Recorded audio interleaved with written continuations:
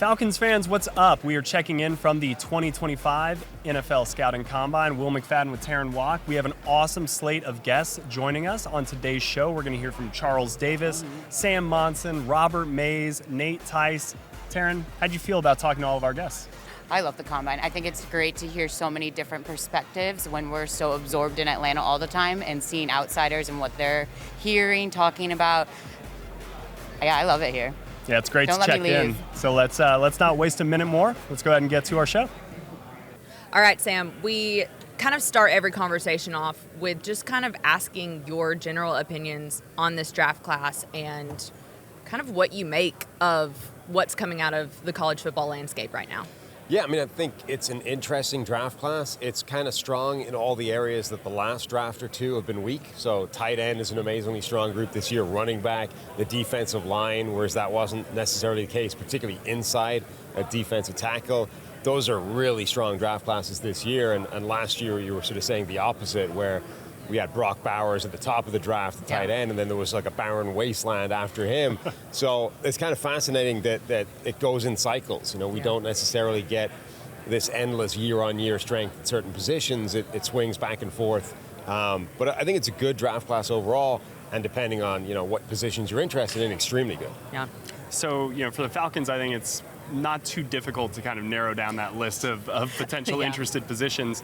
Defense heavy, you know, particularly maybe edge rushers, corners, things like that. So if you're at 15 like the Falcons are, is that a good spot to be for those particular positions? Yeah, I think it is, particularly defensive line. I mean, the whole first round is going to be a ton of defensive linemen. You know, we could see a third of the first round basically end up being defensive linemen between edge rushers and defensive tackles. So no matter where you're picking, essentially in the first round, somebody's going to be around that makes sense on that defensive line, whether it's tackle or edge. I think in the middle of the first round, you're definitely looking at guys like, you know, Walter Nolan could be there, Mike Green from Marshall, the edge rusher.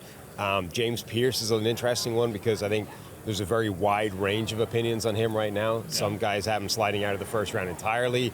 You know, some people have him closer to that top group based off his athleticism and his kind of explosiveness, and we might see him put in the kind of display at the Combine that cements him in the middle of the first round as opposed to any kind of slide. So I think you can definitely get defensive linemen there. And then, of course, with the Falcons, you've also got this dynamic of, you know, they don't have a ton of draft picks, and this is a team that might be interested in moving down towards the bottom of the first round or even out of the first round to try and accumulate, you know, more picks as opposed to using that mid-first round pick on a guy. I'm glad you brought this up because this is something that we've kind of been playing around with and toying around with the idea of the Falcons kind of moving back in the first round. And an idea is like, is there going to be a trade partner that's willing to move up? And that's always kind of what's at war. So do you feel like there are some teams that would maybe bite to that, to the point of, you know, it's going to be a bunch of defensive guys coming off the board? Is there enough there to have a team want to come up? I think sometimes it depends if somebody starts to slide. Yeah. You know, so guys that we're thinking of as top 10 draft picks, if one of those guys suddenly starts to slip down the board and all of a sudden a team that was picking in the mid-20s, you know, has a shot at somebody they thought would be long gone, I think that's when you can start to see moves like that, you know, being made. You've seen that the last couple of years, teams that have been aggressive going after guys that they didn't necessarily expect to be there. Minnesota with Dallas Turner, you know, a year ago. I mean, this time last year, Dallas Turner to Atlanta was like the most popular draft pick in any mock draft. Every mock draft had it. But obviously they went with Michael Penix. Dallas Turner starts to slide, and Minnesota, I don't think, had any chance of thinking that they were going to draft this guy, and suddenly they're like, we can make this happen. Let's go get him.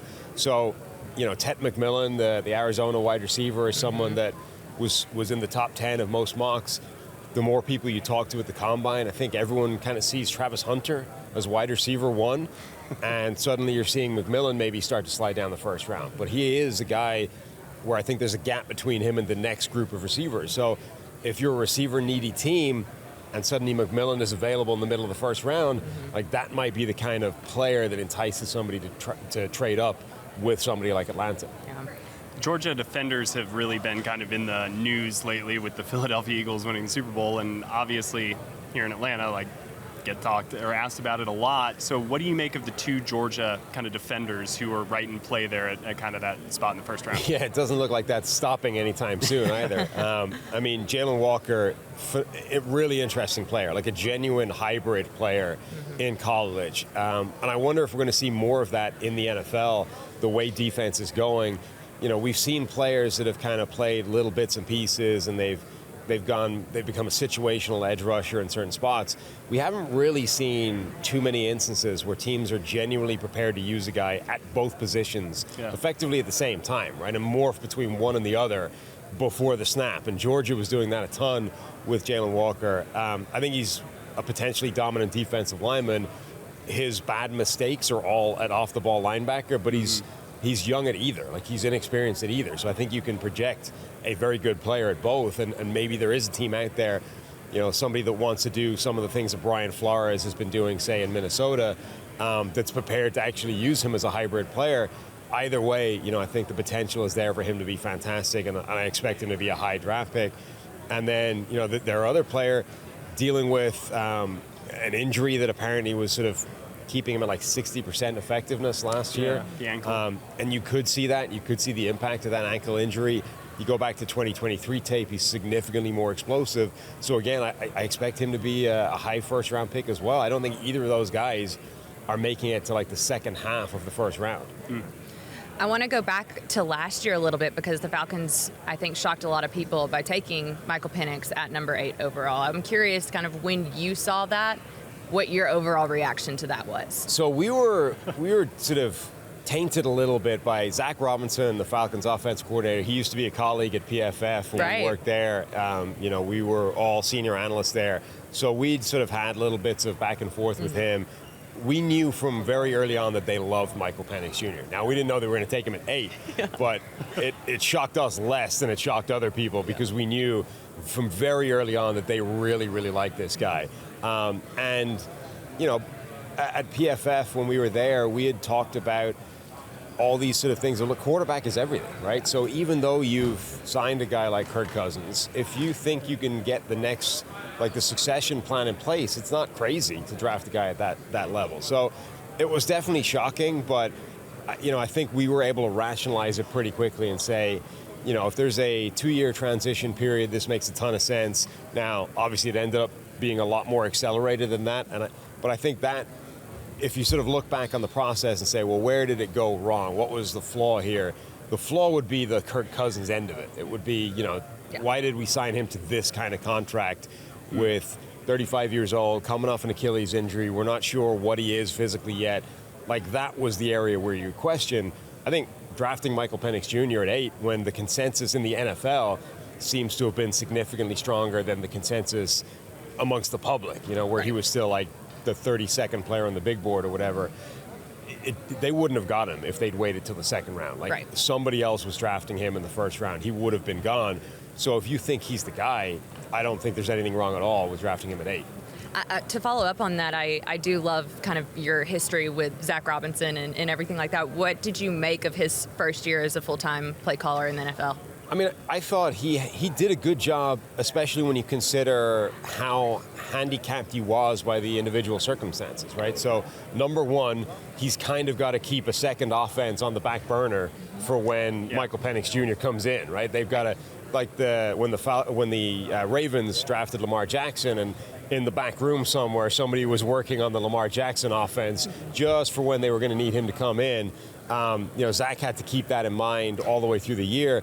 But also they had to work out what the offense could be with Kirk Cousins as a quarterback. So very early on, it's like, okay, he's not capable of doing everything we want him to do. We need to learn and readjust and create an offense on the fly that's not what I want to run, but it's what we can run with Kirk Cousins and make the most out of what he can be.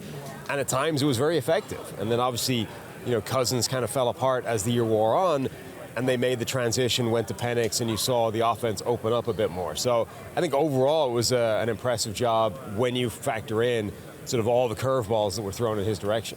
And I think an underrated part of that, too, was the work that he did keeping the run game as successful as it has been, right? Like, that was something Arthur Smith, I think, was known for, was his creativity in the run game, and having Dwayne Ledford there still as the offensive line coach, working with Zach in kind of two different types of schemes, but marrying them together was really successful. But Sam, we're going to get you out of here. We got a few rapid-fire questions for you, starting with you're on the clock at 15. Let's say the board has fallen about the way you expect it to. What are you doing for the Atlanta Falcons? I mean, the first question is, am I getting trade offers? If I'm getting trade offers and I don't have to drop back that far, I'm definitely interested in maybe trading back, getting a couple more picks. If I'm stuck at 15, I'm taking the most dynamic pass rusher I can find, whether it's defensive tackle, whether it's edge rusher. I don't particularly care which. I think either one of them, makes a significant difference to this defensive line. So I'm grabbing the best pass rusher that's still on the board. Let's say it's a player like Shamar Stewart, Mike Green. How do you personally view like those two very different types of players? I'm always going to lean towards the guy that's got proven production. Okay. In those worlds where it's sort of, do I take production versus freaky athleticism who hasn't done it yet? I'm going to lean towards production, the guy that's already showed me he can be a high-level player. And in this particular case, Green, I think, is a pretty impressive athlete as well. Like, we're not talking about low-level athlete that's productive versus high-level athlete that's not. We're talking about pretty good athlete who's productive and potentially exceptional athlete who isn't. Again, I'm going to lean towards production. Last question, we'll let you go. Who is, when you're looking at particularly the first round, who is somebody that you're really high on, that you're really excited about what they could be in the league? I mean, the more you look at Travis Hunter, the more I think he's the most special player in this draft. I think he's both wide receiver 1 and cornerback 1 at the same time whilst doing both. So either one of his tapes, you watch it and you think, if you take the other one off his plate, he's probably immediately 10 or 15% better than you're looking at right now, and you're already looking at the best player at that position in this draft. Wow. And I think there's a realistic chance he can do both to some degree at the next level. Like, if you draft him as your starting corner, but use him as wide receiver 3, and you get 400 more snaps out of him on the offensive side of the ball, I mean, we're talking about, I think, a genuinely throwback player to the time when everybody was a two-way Iron Man player. Yeah. We've seen players have like a package of offensive plays, and Deion Sanders and even Marcus Jones for New England this year, like just a small little smattering of offensive plays. This is a guy who could be your third wide receiver and be your starting corner. We haven't seen that since like the 60s. I mean, that's insane, and I think it's genuinely within his range of outcomes. Love it. Awesome. It's going to be fascinating. Thank you so much for sitting down with us. Anytime. Thanks, Sam. All right, Charles, we're asking everybody off the top. I didn't do it, first of all. Didn't do it. Oh, I'm sorry. Right. Sorry. That question number 1. But question number 2, when you look at this draft class, and I know there have been some titles that have been thrown out. It's kind of a meat and potatoes type of draft. That's the biggest one. It's not the draft of what the last couple of years have been. How do you evaluate this class? I think it's a good draft. I really do, and I won't use all the other terms because they've already been used, and I think that they're accurate. I think that they're apt in so many different ways. We know it's a big person's draft. Offensive line, defense, especially defensive line. Got some pass rushers in it. Linebacker crew is good. I think there's depth in the secondary. I'm not sure it's spectacular, but there's depth there. There are good players to be had. Flip it over on the offensive side. If we're going to keep playing football the way we've been playing it for the last 10, 15 years, then there will always be receivers. Because nowadays these kids are going through Pop Warner. You ever gone to a Pop Warner game recently and they're playing out a gun? Yeah. Oh, yeah. It's crazy. And you're like, all right. Wide open. At my age, there was no throwing, right? So you're seeing it, and now they're doing that. They're middle school, they're pitching it around. When I was a child, Texas kids, the only time they ever saw the ball in the air was on a pitch off the wishbone. Yep. Now, Texas kids are receivers and quarterbacks, pitchers and catchers. Yeah. Just how the game has changed. So you're always going to have the receivers. That won't be a problem. I think there's some decent tight ends in this draft. I absolutely do. 2 of them, I think, go in the first round. A ton of runners. Now, how many go in the first round? I know one's a lock. After that, who knows? But there's a chance for a few to possibly go, depending. But after that, there's a lot of runners that are in this draft. And we'll just see where it goes from there. Quarterbacks. Look, last year we had 6 in the first 12 picks. It's not going to be the same. Right. But that doesn't mean that it's abysmal, because it's not. I think it's a good draft. It's a deep draft. And it's going to be fun to watch. It just may not be as sexy as 6 quarterbacks in the first 12 picks last year. Yeah. Charles, I like that you started with kind of the defensive linemen, the edge rushers, because that's obviously, when you talk about the Atlanta Falcons, it's kind of starting right there for them. But been starting with that conversation in Atlanta for a lot of years. Man, don't you Many know years. it? Right? Don't John you know Abraham, it? where have you gone? Oh, yeah. He's still Well, around. We see him All right? around. Vic Beasley, 1 year. Yep. What a year it was. It What a year was a phenomenal year. Got 7 forced fumbles, 15 and a half sacks. He was spectacular. It was great. It was a great year. So the Falcons need a player that is going to kind of recreate something like that. And You trading up for Abdul Carter? that's, I mean, All the way. man, if I was making the call, Hey, who knows? why not, But, right? He's a good player. He's a good player. He's an excellent player. He's clearly kind of the number one, right? And then it just feels like with this class, and maybe this goes back to the meat and potatoes type of, that there's a huge maybe tier 2, tier 3.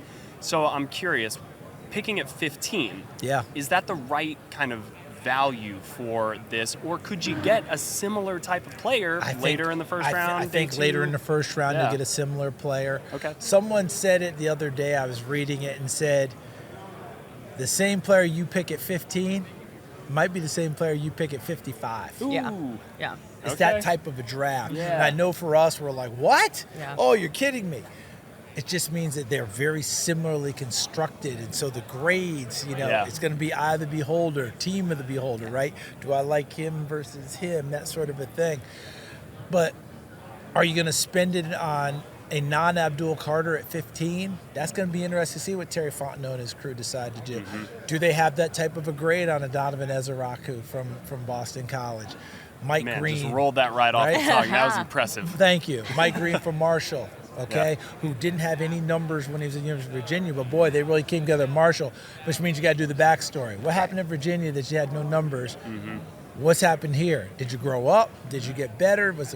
All these things. This is what Terry Fontenot and his staff do. They do the investigation. They're not going to report to us on it, nor should they. But that's how you have to ferret it out and find out what's out there for you. Or can you wait and get a guy like David Walker from Central Arkansas, who's supposed to be too short and this, that, and everything, but he gets about 15 sacks a year, even at Central Arkansas. Before that, at Southern Arkansas. He chews up that purple field there, and he went to the Senior Bowl and the stage was not too big. He was really good at the Senior Bowl. But his measurables won't be great. Anybody remember the name Elvis Dumerville? Yeah. Yep. Did not have good measurables. Did you ever see his career? Went on to be a pretty good player, Yeah, though. good player, right? So these are the things that you have to weigh and see. And as we know, it's an inexact science. I'm curious to that point, when you're kind of evaluating talent and you're looking at what's going on in the college landscape, what do you value most? Kind of the productivity and the resume of someone, or the potential I of someone? love Because it. I feel like that's what this draft class I is love kind of it. right now. Boy, did you ask the right. I mean, that's a great question Yeah. because we have kind of framed it where, and let's go back to 2 drafts ago. Trayvon Walker goes 1 to Jacksonville. Aiden Hutchinson goes 2 to Michigan. Tell me when I'm wrong, because I don't mind being. I don't like to be wrong, but None of us I don't mind being told, "Hey, hold it a minute, Right. you're off track here." Trayvon Walker went 1 to Jacksonville, and we said, they love traits. They value traits. Aiden Hutchinson, productivity. They took traits over productivity. Now, truth of the matter is, Trayvon Walker, in the defense he played in Georgia, was not asked to do the things that they were going to ask him to do in Jacksonville. So they projected that he could start to do these things. And I believe he's been back-to-back double-digit sacks the last 2 years. Hutchinson, we knew the productivity was there, but we said it so often, we almost damned him with faint praise and made it sound like he wasn't athletic. Have you seen Aiden Hutchinson play? Yeah. He's pretty darn athletic, Yeah. isn't he? Okay, so we missed on that part. Your point is well taken. I think you've got to find a way to infuse him, Yeah. right? Yeah. Yeah, his traits really jump off the screen, but Yeah. does he have, well, okay, if he doesn't have productivity, why? Why? Yeah. Okay, flip it over to Aiden Hutchinson. You want questions, go to Penn State's outside pass rushers for the last few years. Yep. Adafe Owe, who was known as Jason at Penn State. Do you remember how many sacks he had senior year at Penn State? How many? 0. Yeah. First round pick. Okay? Chop Robinson last year. Dynamic, right? Every time you said, oh my God. How many sacks did Chop Robinson have last year at Penn State? 4.5. Yeah, it was Yeah. like Not very. Abdul Carter, we don't have that issue this year. Right. 12.5 sacks, 23.5 for a loss.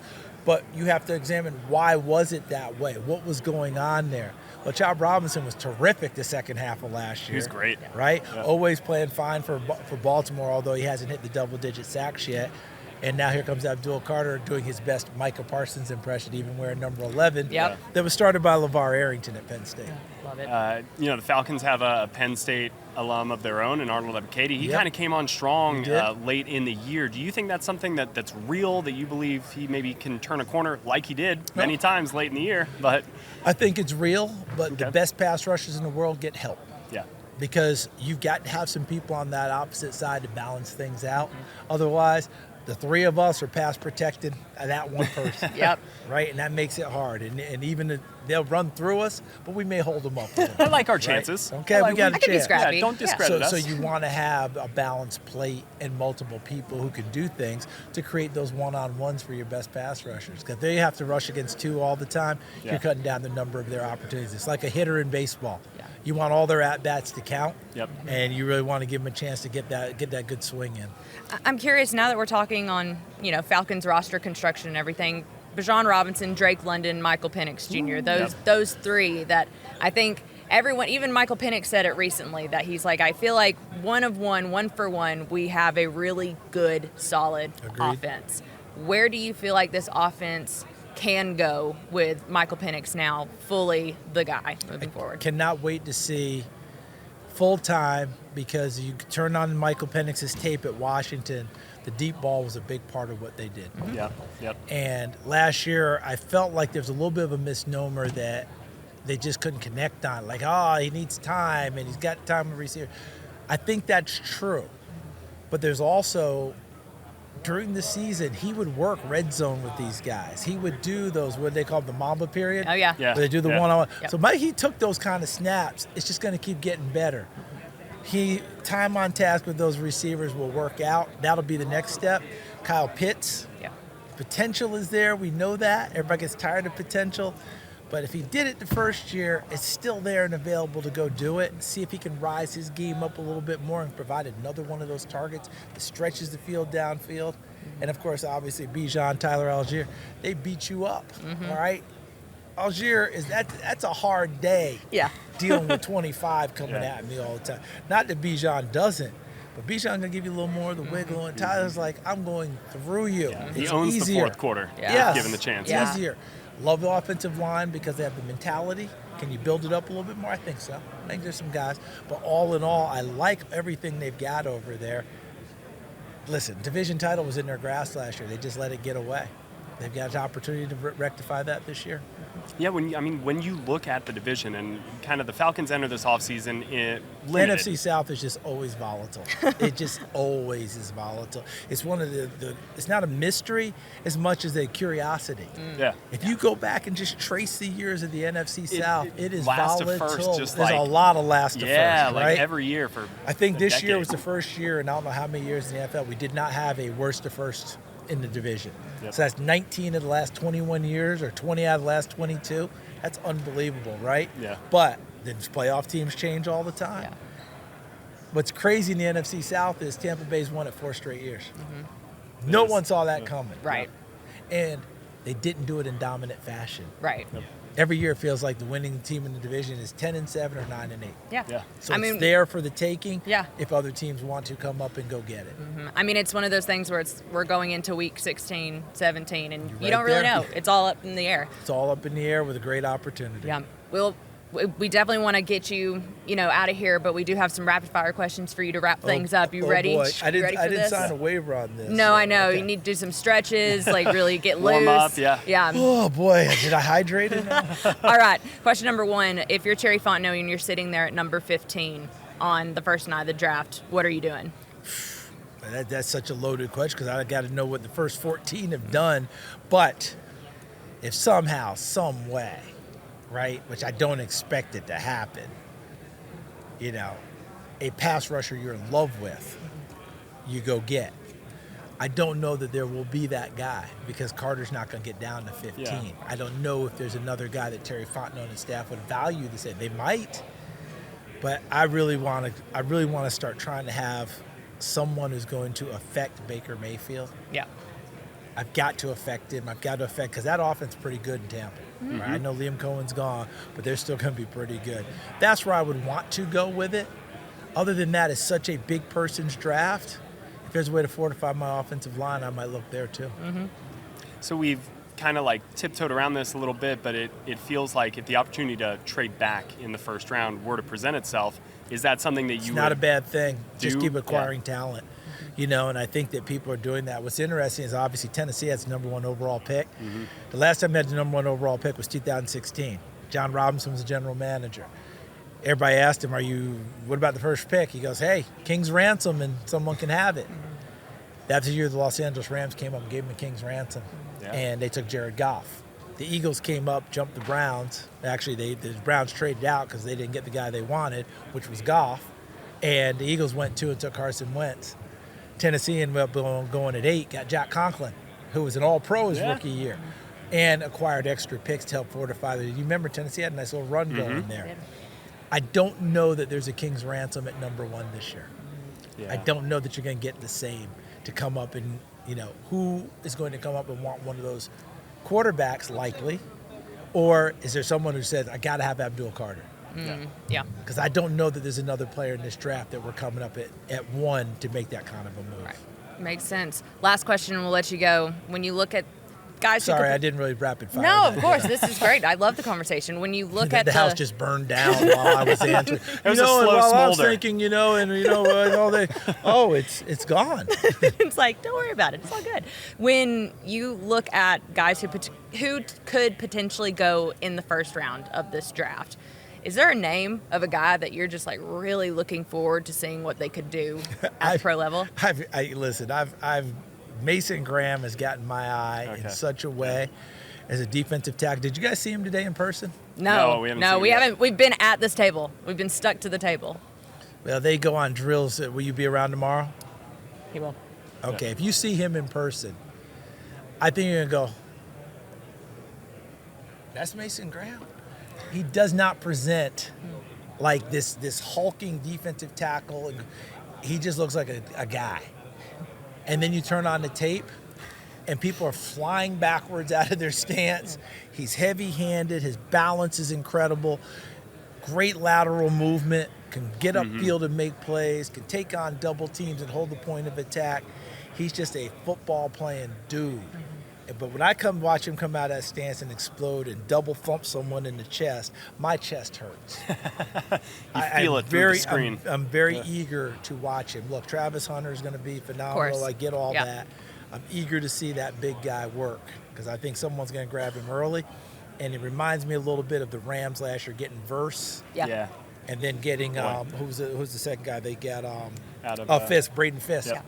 Both of them from Florida State, and how they transform their defensive front. Mason Graham's going to make someone really happy, I believe. Love Awesome. it. Thank you so much for sitting down with us. We really appreciate it. My favorite name in the draft is Tonka Hemingway. Just remember that. All right. Defensive tackle, South Carolina. Turn on the tape and watch him play Wildcat quarterback. You're going to be in shock. Oh, that's Okay. fun. Defensive lineman, and typically defensive linemen in the Wildcat, they grab the ball, they follow people, they run over people. Yeah. I saw him jump cut. Heck yeah. Okay. Turn it on and Amazing. call me and say thanks. Can't wait. We'll Appreciate let you know. All What We a right. wreck. will. Thank you, Charles. Thank you, Yeah, guys. thank you. Take Great. care. Appreciate it. We are here at the NFL Combine with Robert Mays. Robert, thank you for joining us. Happy to be here. So I want to, I guess, start with kind of just a big picture look at the Atlanta Falcons, where in your mind they are kind of right now in the NFC South, that hierarchy, what they need to do to maybe surpass the Bucs and kind of be the front runner in that division. So what do you make of the Falcons?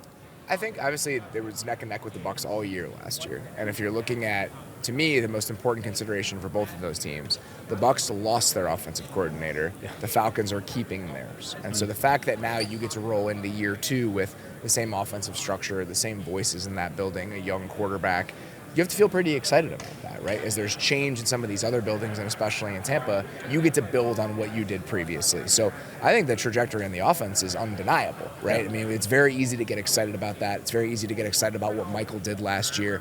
He can throw the heck out of the ball. And so you drop that sort of element into that group of skill position players, the offensive line. We'll talk about Dahlman. There's some questions there, but you have to feel good about that. On defense, there's a reason they made a change, right? I think that they understood they needed more on that side of the ball.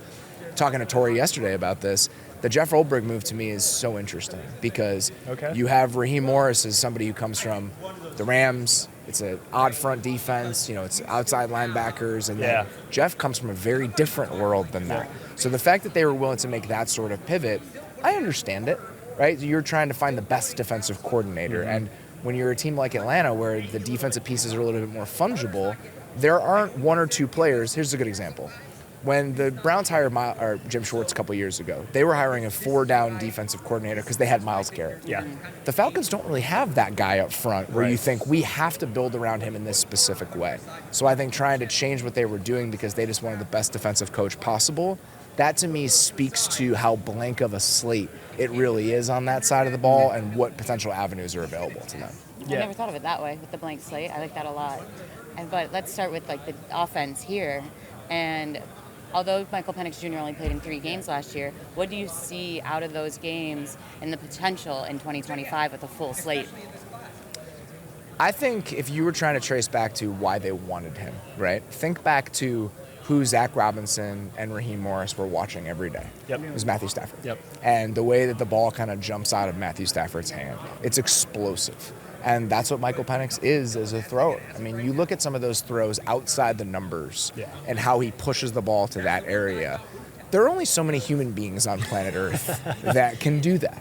And so it's remarkable. And so he's such a twitchy player. And it's funny. I think I was talking to Roma Dunze about this at the Super Bowl. We were talking about how Michael never scrambled in college, and then he runs like a 4.5 40 at the combine. He's like a crazy So fast. athlete, and you just wouldn't know. You see it manifest in how twitchy he is as a player, but that explosiveness really shows up. So I think it's just very easy to get excited about the juice. Like you just feel that as it kind of creeps into the offense overall, and it's easy to get excited about. And I think, you mentioned kind of him playing from the pocket. That was something I asked Raheem Morris about late in the year. Was that one of the attractive qualities to you? Because I think you look at the young quarterbacks that come into the league and they oftentimes rely on their legs, right? Like Drake May this year is a good example. Phenomenal runner. I would like him to run a lot.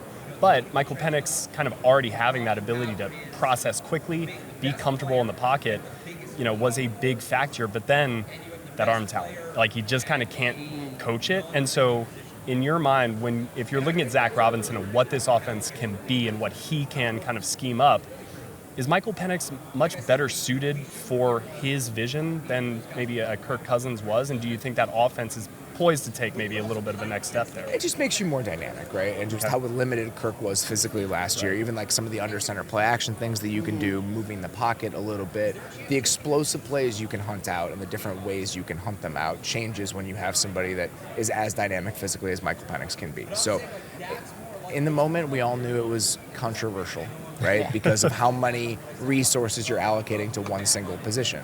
One of the benefits of drafting a quarterback 8th overall is that you get cheap quarterback play for several straight years. They don't necessarily get that because of what they spent on Kirk. But at the end of the road, what matters most in the NFL is, do you have a quarterback? Yeah. And so even if they had to overinvest a little bit to wind up with that conclusion, if he's good, we're not going to worry about what Kirk Cousins' cap hit is in 2026. That doesn't matter to anybody. So that's the most important thing here. There's so many young options on that offense too that you're plugging in a young quarterback with it. How bright is the Falcons' future offensively if Michael Penix is the perfect fit that they think he is? As bright as anybody's, right? I mean, a lot of the time when you have these guys who are drafted 1st overall, they don't really have a group of skill position players that you get excited about. We're so early in the process with these teams that are rebuilding. If you draft a quarterback in the top 10, you probably don't have a lot of pieces. And so you look at the situation, not only with the skill position players, but this is an offensive line that has 4 capable starters on it. And so the situation overall is very good. I mean, it's the same reason when we were sitting here last year in the same room talking about Kirk to Atlanta, what was so enticing about it is everything else was kind of already in place. You're dropping the quarterback in. Exactly. That's all still true. The quarterback is just different. And so I think that's why it's easy to get worked up over not only what their present looks like, but what the future looks like as well. You talked a little bit about Drew Dahlman. I'm really curious, because the continuity along the offensive line has been a true strength, kind of an underrated strength, I think, for Atlanta over the last few seasons. How important in your mind is it to try to keep a player like Drew Dahlman so you keep that starting 5 intact for as long as possible, or do you think there are players of similar caliber that could replace him with? I think it's important because I do feel like the center specifically being kind of that pivot point of your offensive line, everything else flowing through that. Swapping that guy out is always going to be a challenge. It makes your guards worse. Not a ton worse. It's hard to make Chris Lidstrom bad, Right. but you do diminish the players around him. But at the same time, it's like you eventually have to skimp somewhere. You know, if you're going to be paying Jesse Bates, if you're going to give A.J. Terrell a contract extension, if you're going to try to spend on defensive linemen potentially in free agency because you need to revamp that room, you can't pay everybody. You've already paid Jake, you paid Chris, you paid Caleb McGarry. So sometimes you're going to have to cut some corners. And I get this being the one where it's like, listen, Drew's a good player, but can we get by with a second-round pick at that spot rather than paying him $15 million a year? Sometimes you have to make those concessions. That's fair. We hit on the skilled players a little bit, but looking specifically at Bijan Robinson, how have you seen him grow year 1, year 2, and looking at year 3 now? We had him at the Super Bowl for a quick minute, and I was asking him about, I think it might have been the last touchdown he scored this year.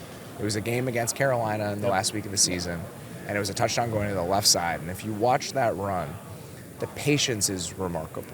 He kind of tempos it in a way where the blocks weren't connected at the beginning of the play, but because of how he's moving and how he waits for certain things to happen, the blocks ultimately do get connected. Your blockers start attaching to defenders. And listening, I asked him, I showed him the play, and I was just tell me about what is going through your mind in these moments. And listening to him talk about why he's making certain decisions, what sort of flashes of color that he sees. He's a remarkably talented player, but he's also a very smart and instinctual player. That's it. And so watching that growth and just his feel for the position start to really take over, along with that offensive line talent, along with the receiving talent that they have, you kind of see it all falling into place at the right time. And so when you take a running back in the top 10, you want him to be a game-changing player, and I think that we're starting to see the glimpses of what he can bring in that way. That's the way I kept thinking about him was almost like Neo in the Matrix. Like it just kind of like slows down. I think that's a great analogy. He's reading it. Yeah. Like and he's never too fast, too slow. He looks effortless. The number of times that we saw just like kind of outside runs inside the 5-yard line where the nearest defender was still inside the tackle box was like insane to me this year. So yeah, Bijan was a joy to watch, but let's quickly flip over to the defensive side of the ball. Are the Falcons defensively really just kind of like a pass rusher away, or do you see more, hey, you still need maybe some help over the number 2 corner spot? You'd like to have a long-term second safety alongside Jesse Bates. How do you view Atlanta's defense as a little bit of a project? That's exactly what I would say. I mean, I think that, you know, you're going to move on from Justin Simmons this year. Potentially, he's getting a little bit older. Do you need another outside corner? Those would be 2 positions I'd at least be thinking about. Like, where are the avenues to those guys in free agency or the draft? But let's be honest. Like, this team has been searching for a pass rusher since John Abraham left. It's been so long. It is. I truly do think if you look at like a talent gap at one specific position in the NFL, along with like Brown's quarterback, That's the first Falcons thing I thought of. pass rusher is right in that same conversation. And it's not like they haven't invested in it. They've tried to Tack McKinley, Vic Beasley, and they've tried a million different times to fix this. And for whatever, maybe they're just cursed. Like, I don't know if there's something else going on Don't here. put that on us. But I Give that still, to Atlanta. at some point, they're going to get this right. And so whether or not that's you spend a little bit in free agency, whether that's you use a pick at the top of the draft to find that guy, it is a need, and it's been a need for as long as I've been following the NFL, it seems like. Yes, it has. All right, we're going to do some really quick rapid-fire things for you and then let you get out of here. At number 15, you're the Falcons. Is edge rusher your pick there, or are you looking at potentially another pick? The only reason I would lean that way is the way I understand the draft board, and I will be honest about this. This is very early for me, right? Like I'm 2 weeks removed from the NFL season. We have Dane Brugler who works at The Athletic. I don't need to know anything about the draft to do my job. But when I look at his initial big board and I think about the talent pools in this class specifically, it really does feel like there are going to be edge rushers worth taking there. So if need and value line up, that's typically where you should go. And for the Falcons specifically, it does feel like that's probably going to happen. Would you trade, or would you stay at 15? It depends, right? And so I think that this is all about how you tier guys, right? So let's say there are 6 edge rushers we're taking in the first round. You think that 3 of those guys are worth taking in the top 12. You think that 3 of those guys maybe start to get a little bit muddled in the back half of the first round. If those 3 guys that are worth going in the top 15 are already gone, do you trade back because you're comfortable being in that second tier of players? I think it's all about where you think the tier breaks at that position are. Okay. And last one for you. The Falcons win the NFC South in 2025 if the offense continues on its current trajectory, right? If this is a team that can definitively be, let's call it a top 8 offense, like one of the borderline elite offenses in the league. If that continues in the same route and your defense gets to competency, right? Can you be the 18th best defense in the league because you hit on an edge rusher, because you made 1 or 2 pointed strikes in free agency, and because Jeff Ulbrich is the right guy? I mean, if that's the case, then I don't think there's anybody in the NFC South. I think the Bucs are a well-run organization. I have faith in their continuity offensively, even with a new offensive coordinator, where they'll be competitive again. But I don't think there's any juggernaut down there in that division that you need to be one of the best 3 or 4 teams in the league to win the NFC South. I think that there are definitely a lot of paths and timelines where you can imagine the Falcons being that sort of team. Awesome. Robert Mays, thank you so much for joining us. Happy Check to do out it. his work at The Athletic. We're here with Nate Tice. Nate, thank you so much for joining us. Yeah, thanks for having me. I'm a former Falcons employee, so I always feel at home when I'm like talking to you guys. Yeah, Thanks for welcome having back. me. Yeah. Back in the fold. Always family. Always family. Yeah, once a Falcon, always a Falcon, I guess. I don't know. That's usually just a Raider, but it'll work. It'll work for this too. Yeah. So I've been dying to talk to you about Michael Penix. Okay. What'd you make of his kind of 3 starts? What'd you see from him? What do you expect moving Just like in college, he's going to go for it. He's a high risk taker, which I love. I love quarterbacks that push the ball, and I feel like that's something that it's easier to rein in a quarterback like that. Like, hey, okay, maybe take a check down here or something like that, than try to push someone to be more aggressive. So I love that with him. He's got plenty of arm strength, like really good arm, can push the ball to the outside. Still things where I maybe some improvement working over the middle. Some of the things, some timing throws over the middle. I think that's where a big area of improvement could be for him. But there are so many good flashes, at least, especially on passing downs like 3rd down, 2nd and long, tougher situations, where he's willing to chuck it. Like, it might not be the perfect look, but going. But I do think that's a strong attribute to his game. And when you have players like Drake London that can go up and make plays, okay, I'd much rather give those guys a chance at the ball. So I do really like that aspect of Penix's game, and something that's like fun, because that creates big plays. Sometimes for the defense, but a lot of times for the offense. But I do like that part of his game. How important, though, is that element of being able to throw over the middle? Because you look around the league, the best quarterbacks, that is the hallmark, I think, of today's NFL, is being able to dice teams up over the middle. Yeah, I've kind of likened it to a basketball player that can or can't shoot a 3. It's like, if you don't throw over the middle, you have to be really good at other aspects, throwing outside or rushing usually. The archetype that usually of guys throwing to the outside and running are Jalen Hurts, Russell Wilson, Justin Fields, Daniel Jones. That's kind of that archetype. And I don't know if you know this about Michael Penix, he doesn't like to run much. So, he's a good athlete, but he wants to be a pocket passer, which is another thing I like about him. He's tough.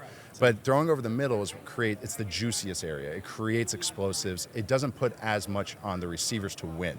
Because if you're throwing always to the outside, those guys have to win one-on-ones. It's iso ball. But if you throw over the middle, that can be more zone beaters. That can be more about the scheme and the quarterback throwing a guy open. So it's just, I keep referring to always like the juiciest areas, because that's where yak comes. That's where big plays come that aren't as hard as the receiver to make a play. So it's a big element that I always look for in quarterbacks. Usually that's who I prefer as prospects as well.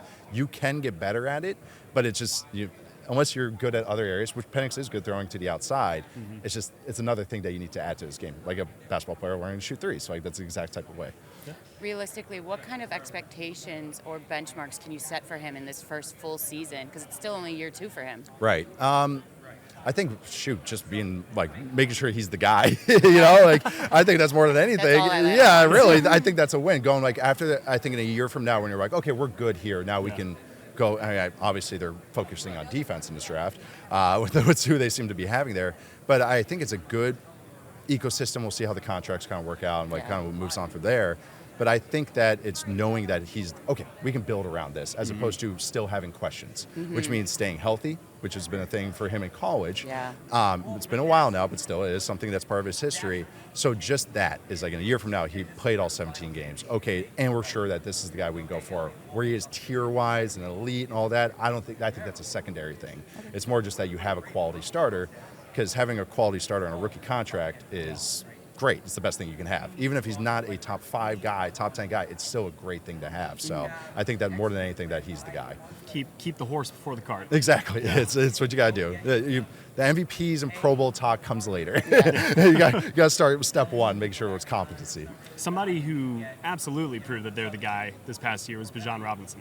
And I think one of the really underrated but interesting parts of this Falcons offense early on was how the run scheme under Dwayne Ledford, which was kind of tied to Arthur Smith, married with the Zach Robinson and that kind of whole influence. And once they got it going, I mean, it was exceptional. Yeah. So, like, were you surprised that Bijan handled the workload that he did and had that relative success, or were you kind of, no, this is what he is what he should be, and that's what he is, that's what he should be. I love Tyler Algier too, so that's what's hard about it. Is most guys, it's like, because Bijan is special, like truly a special talent, and seems like a special person. I've never met him, but he's great. Yeah, and I know I almost put you guys on the spot there, but with Algier is that he's such a good player too. I've been like, team should be looking to trade for him because he's a quality starter. It's just that he's behind Bijan. It's kind of like San Diego's back in the day with LaDainian and Michael Turner. It's exactly the same way, and Turner became a Falcon. So Exactly. yeah, I know, but that's how I feel when I watch him. But with Bijan, he can take that workload. That's why he has the build for it. He's 220.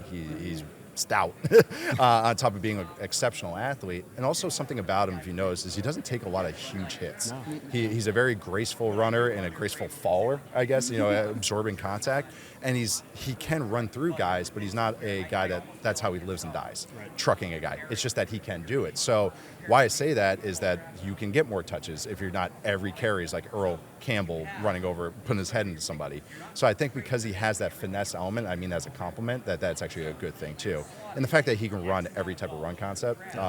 They ran a lot of zone this year, and he's great at it. I've always been of the opinion that a different run concept called duo he's better at, and he can do that well. And then it's like, all right, if we want to pull guys, he can do that well. Oh, yeah, and he's a good receiver. And now he's become a very good blocker, too. Yeah.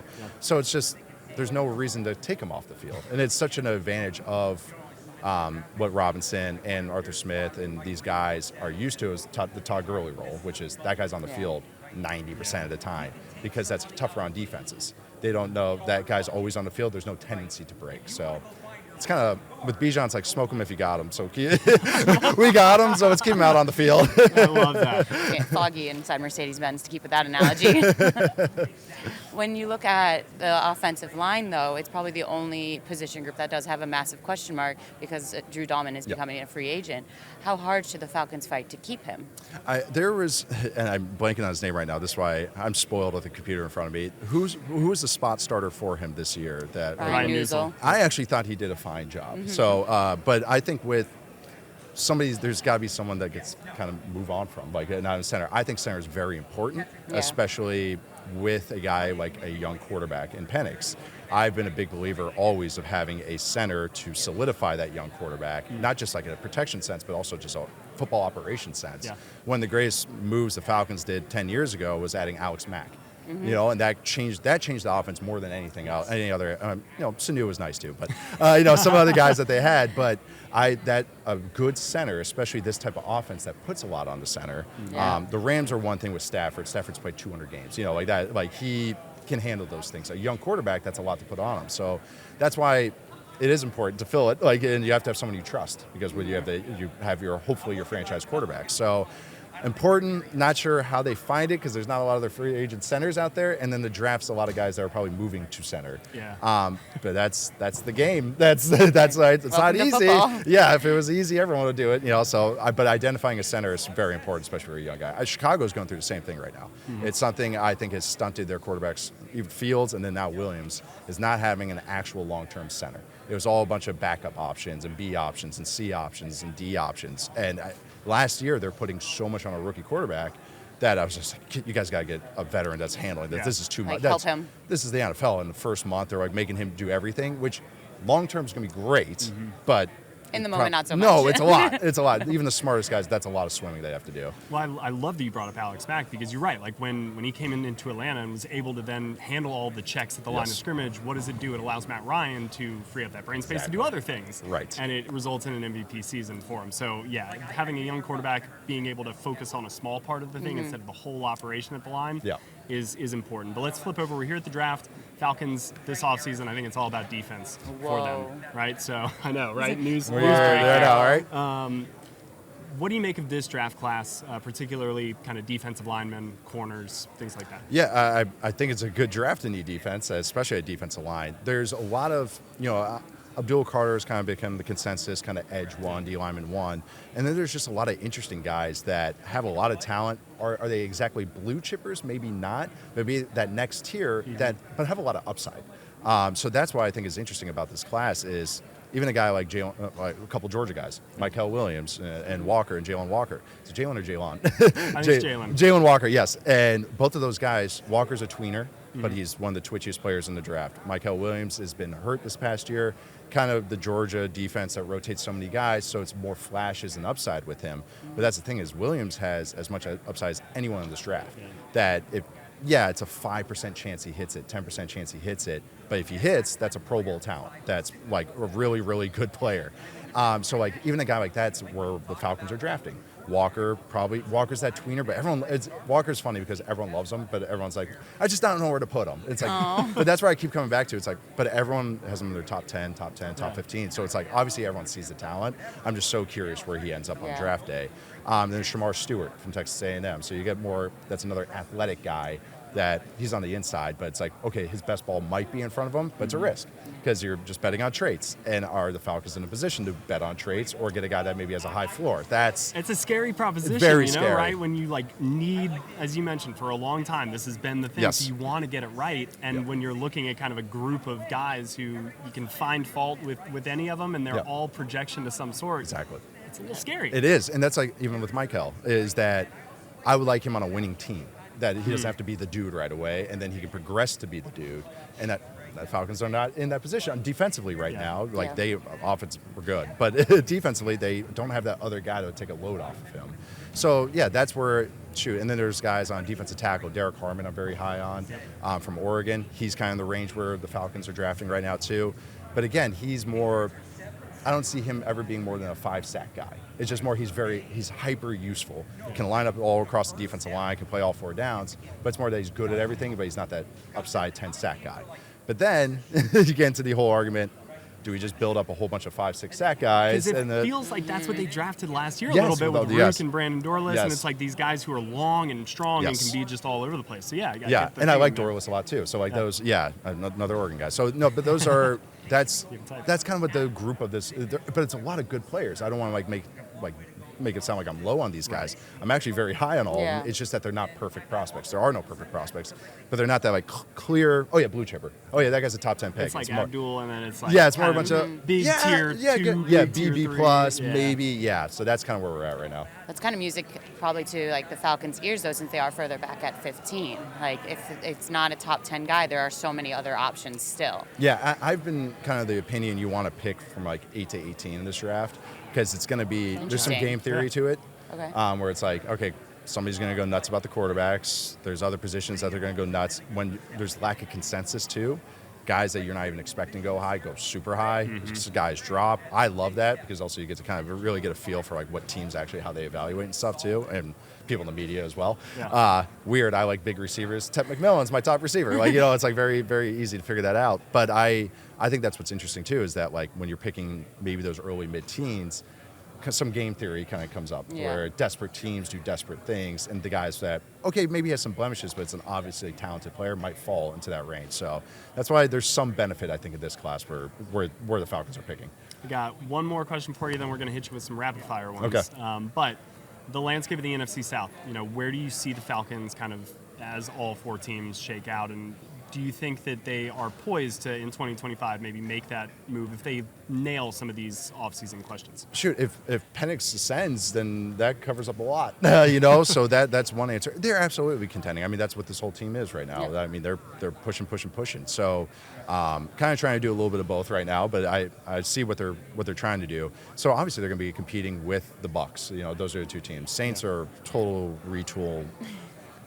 Wonkiness, and then the Panthers. Love hearing all that. Yeah, I know, right? And the Panthers are ascending, but it's like I still think they're a full offseason away. Yeah. While the Falcons, what's going to be tough is because their lack of resources that they have, is they're going to have to get creative, but it's going to be on the scouting staff to get creative. So, but you can nail off seasons like this because of some of the other talent that they have. So, but obviously, I think they're absolutely going to be contending for the NFC South next year because that's just how the shakeup of the division. It actually helps to be in the NFC South sometimes too. All right, rapid fire. Okay. You're on the clock at 15. Let's say the board's kind of gone, the way you expect. We'll say Jalen Walker's gone, Micah Williams still there, Shamar's still there, Mike Green's still there. Who are you taking?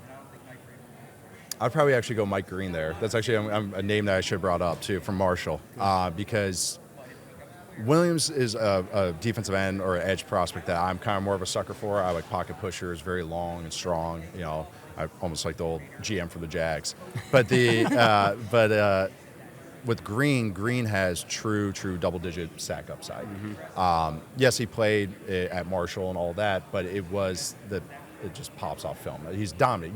When the guy plays middle level, they should look dominant. You shouldn't have to go like, where's the production at? It's like, so yes, they did not play the best schools, but when he played Ohio State, he's still doing good things against Ohio State. When he goes to the Senior Bowl, he's still dominating. Yeah.